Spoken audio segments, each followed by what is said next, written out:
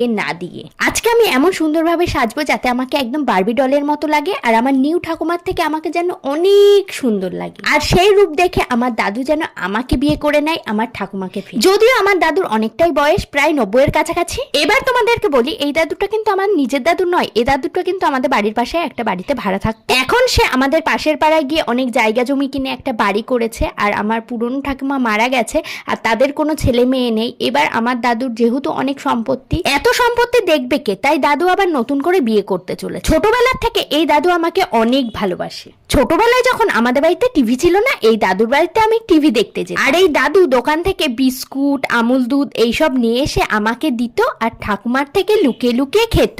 আসলে এইসব খাবার খেলে দাদুর করতো খুব শরীর খারাপ, তার জন্য ঠাকুমাকে বলতো না আর দিতও না, আমাকে দিত, আর আমি তো চুপি চুপি খেয়ে নিতাম। দাদু যেহেতু আমাকে এত ভালোবাসতো, তাই আমি চাই দাদু যেন আমাকেই বিয়েটা করে নিক। তার কারণ দাদুকে